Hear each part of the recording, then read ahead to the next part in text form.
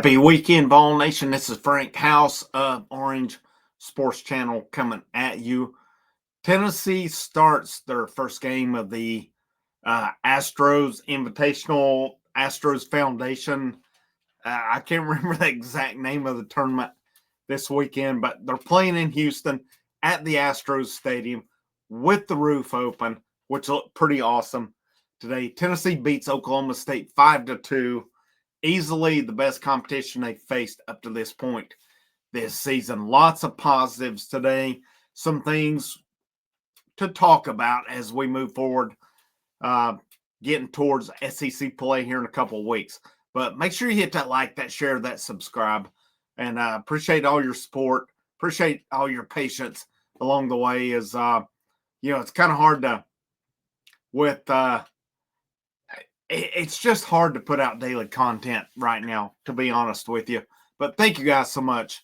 Let's get into this thing. Tennessee wins 5-2.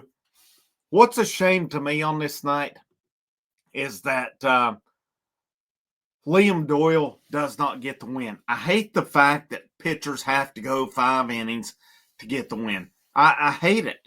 It's, guys will dominate for, like tonight, 4 1/3 innings. Yet, they get pulled, they hit a pitch count or what have you, and they do not get to win. I hate it. We've got to find a better way with that one tonight. Dylan Loy gets the win tonight, and his 2/3 of an inning was like phenomenal. It was phenomenal, and I'll talk about that in a minute. But the pitching was really good tonight. 4 pitchers used tonight, and I think once you get in SEC play, this will be more the norm. They've been able to get by the last 2 weeks with Hofstra and then Samford, which is using Liam Doyle and Tanner Franklin. But tonight, I loved how they mixed it up. It was a great mix, the way they used it. But this, to me, was like a business-like win. And this ballpark, funny enough, people crack on Lindsey Nelson Stadium for how small it was. This ballpark, except to like the gaps in center field, those corners are smaller than Lindsey Nelson Stadium. And, there were definitely some home runs tonight that in a lot of ballparks would have been long flyouts. But, let's get in this. To me, again, the pitching I'm impressed with. You've got Doyle tonight, 4 1/3, 3 hits, 2 walks, 9 strikeouts on that, 90 pitches. Lowers his ERA to 0.47. I'm telling you, man, in old school strike zones where it was letters to knees, corner to corner, Liam Doyle probably throws 60 pitches at most tonight. I thought a lot of his strikes he was really close on. There were some that got called for him that, a little questionable. I got Oklahoma State's complaints. There were some that got called against him. With today's technology, with better technology as far as bats, as far as our hitters being these strength and conditioning programs and stuff, I don't get why our strike zones have minimalized.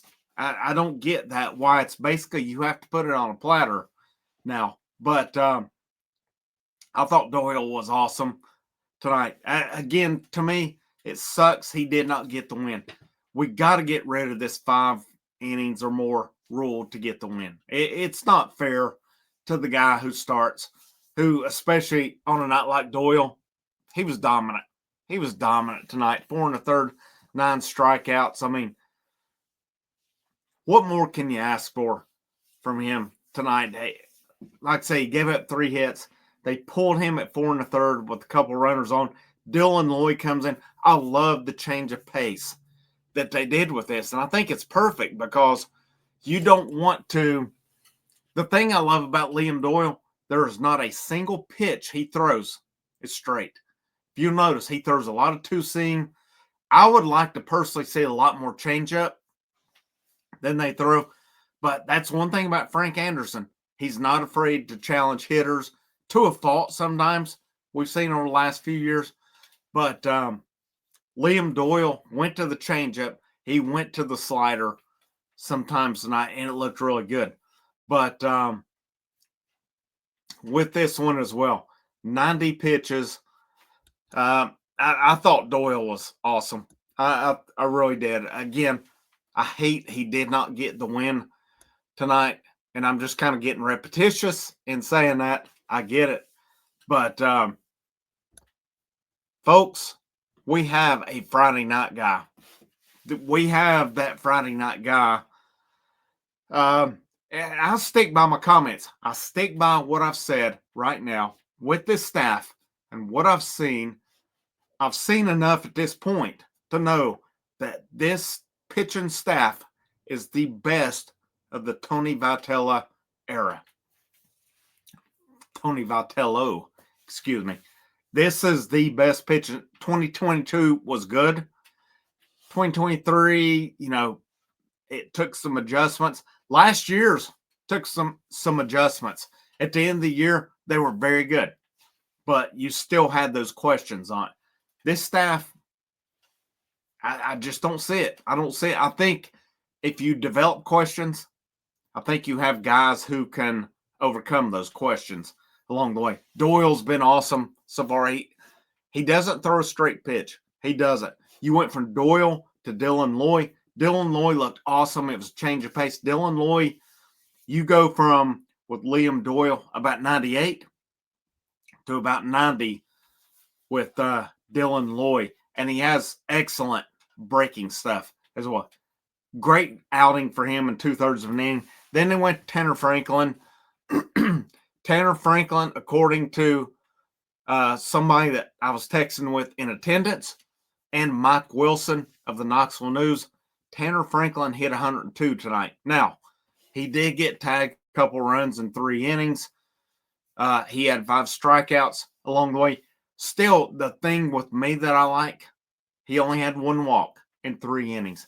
My big concern, I've said it numerous times with him, was he averaged a walk per inning last year. Tanner Franklin, I'm impressed, even though he gave a couple runs. You face tonight the preseason favorite for Big 12 Conference Champion of the Year. You're going to give up some runs. Franklin, I was still impressed with his outing, with his cutter, with his movement. I thought he still looked really well. Yeah, they hit him a little bit, but nothing concerning to me. He'll be right back in next weekend and ready to roll. And then Nate Snead come in 1 inning. He faced 4 guys. He gave up no hits. He gave up he gave up 2 flyouts, 1 ground out along the way. 9 pitches, 7 strikes. And all these guys you look at, Doyle's ERA 0.47, Loy 0.00, Tanner Franklin 3.09, Nate Snead 0.96. That's some pretty damn good ERAs on the year. And the story of tonight for Tennessee was the long ball. Gavin Keelan hit 2 solo shots on the night. Manny Marin hit a solo shot. Dean Curley hit a solo shot. And then your other RBI on the night was Dean Curley getting another RBI as well. Now, negatives on the night for me, 11 strikeouts. That bothers. I'm not a fan of that. I mean, you left on 9 on base tonight. Curley left 2, Fisher 2, Clark 1, Peebles 3, Marin 1. And Peebles had a shot early on with the runners on second, third, and he struck out. That is the things we got to get better. Is it the end of the world? No. But still, yeah, pretty good lineup tonight that they went with. And, we'll see where it is. To me, looking at averages, I mean, you're going to have guys up and down. Keelan, to me, coming in, I really kind of felt he was your main guy this year. Curley, to an extent, right there with him. Fisher, I still think Fisher this weekend breaks out. I really do. He's not had that big impact up to this point. His first at bat was a home run against Hofstra. Since then, I mean, he's not been bad, and I'm not criticizing him by any means, but I think there's a lot more to him than what we've seen. I like the lineup they went with tonight. You know, where do they go? There's still other guys like Stone Lawless, Chris Newstrom. I know I'm forgetting some guys at this point. I really don't understand how Chris Newstrom started 2 times in the first weekend. Had a good weekend. We've not seen much of him since then.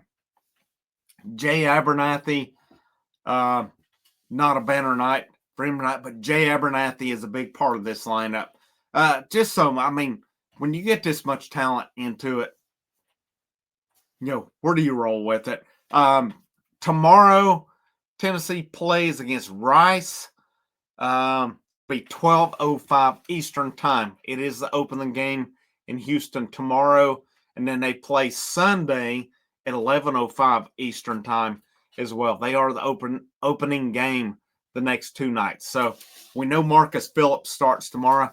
Who comes after him? It's going to be really interesting to see because we saw Lloyd tonight who threw midweek. I'm kind of wondering if they don't go A.J. Russell Sunday. Where do we see Tegan Coons at? He's going to come in. Yeah, I don't know. I keep guessing on Tegan Coons, and I've been wrong the whole factor of the way. The way he threw, you know, midweek, I would like to see him again this weekend. I think you got to start amping him up because he could be a vital part of this pitching staff as well. We can get into they're liking to use all these JUCO guys all they want, but you know what are those guys' ceilings? And we've seen good things out of them. We've seen some that kind of makes you wonder, but you know, to me, you get guys who turn down a lot of money to come to Knoxville, you got to get them in there along the way. And there's plenty of dudes on this roster this year, but this is a hell of a baseball team right here. I'm just going to tell you right now what Tony Vitello's got this year as far as his offense, as far as his pitching staff. Both of them are deeper than anything he has had while he's in Knoxville. I don't know if the offense will be better than last year's.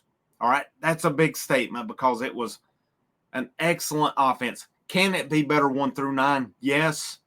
This pitching staff, though, I feel this will be. I bookmark this. I don't care. This will be the best pitching staff Tony Vitello has had up to this point in his tenure in Knoxville. Does that mean he wins the national championship again this year? No, it doesn't. But this pitching staff is so deep this year. It really is. But a great win today. Their best competition they faced up to this point. And I thought it was a business-like approach today. The pitchers were excellent. The hitters, they did what they, you know, were there things you can be like, yeah, this can be better? Sure, absolutely. But rarely is it going to be like that when you face top-notch competition. Oklahoma State is a really good baseball team, no doubt about it. But I'll be back. You know, a lot of stuff coming this weekend. Hopefully when just a lot of stuff settles down for me, we'll get back on a more of a consistent routine, I guess you could say. I hate to make any of this about me. It's about Tennessee, but just a lot going on for me where I'm not as consistent as I would like to be. But at the same time, I'm not going to apologize for it because, you know, I have that right to have my time as well that I need. But thank you guys for your support. I will be live tomorrow after the Tennessee-Alabama basketball game. I've not sent anything out yet. I don't know if anybody will be. It may be me.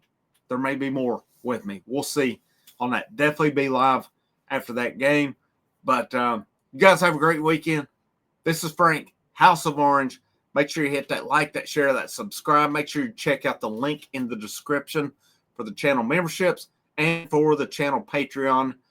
Also, I get it with everything. If you can't donate or anything, if you want to give that super thanks, check out that bottom right-hand corner for it as well. Frank Rock, House of Orange Sports Channel. You have a great evening. Last but not least, go Vols.